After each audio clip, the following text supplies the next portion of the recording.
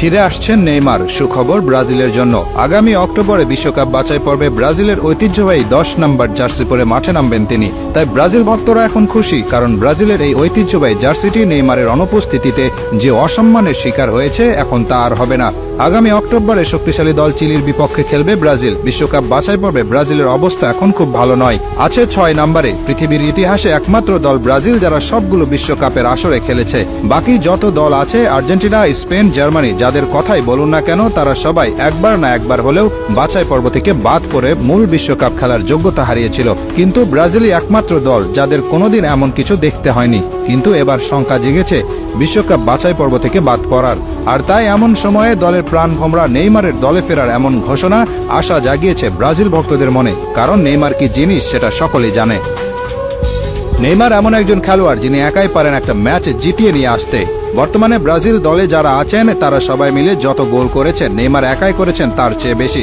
Neymar 127 match খেলেছেন ব্রাজিলের হয়ে, সেখানে গোল করেছেন 79টি আর অ্যাসিস্ট করেছেন 59টি। আর এই হলুদ জার্সি এবং ব্রাজিল দলের জন্য নেইমারের যে পরিমাণ ভালোবাসা আছে তা আর কারো নেই। কতটা ভালোবাসা থাকলে ইনজুরিতে থেকেও নেইমার দলকে সমর্থন দিতে সাধারণ দর্শক হিসেবে সুদূর সৌদি আরব থেকে চলে এসেছেন আমেরিকাতে। শুধু ব্রাজিল দলে কেন, সারা বিশ্বে এমন নজির খুব একটা দেখা যায় না।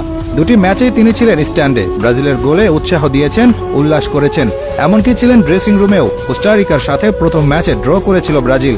সেদিন গ্যালারি থেকে ব্রাজিল অধিনায়ক দানিলোকে ধ্বনি দিচ্ছিলেন দর্শকেরা। দানিলোও এগিয়ে গিয়েছিলেন তাদের জবাব দিতে, কিন্তু এগিয়ে আসলেন নেইমার, দানিলোকে বুঝালেন, বললেন এই মানুষগুলো ব্রাজিল দলকে ভালোবাসে, তারা এই দলের খারাপ সময়টাই মেনে নিতে পারছে না। বুঝিয়ে শুনিয়ে নেইমার দানিলোকে নিয়ে গেলেন ড্রেসিং রুমের দিকে, দায়িত্ব পালন করলেন বড় ভাইয়ের।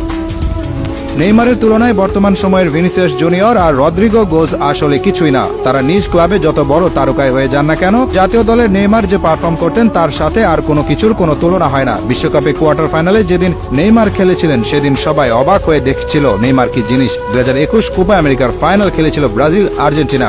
ব্রাজিল সেদিন হেরে গিয়েছিল আর্জেন্টিনার কাছে, কিন্তু হেরে গেলেও আর্জেন্টিনা একাধিক খেলোয়াড় এটা স্বীকার করেছিলেন যে সেদিন মাঠে সবচেয়ে ভালো খেলোয়াড় ছিলেন নেইমার। ডিপল তো বলে দিয়েছেন তার জীবনে তিনি নেইমারের চেয়ে ভালো খেলোয়াড় দেখেনি। নেইমারকে আটকাতে গিয়ে তার যে কষ্ট হয়েছে সেই কষ্ট তাকে আর কেউ দিতে পারেনি। এই কথা স্বীকার করেছেন আর্জেন্টিনার আরেক ডিফেন্ডার রোমেরো।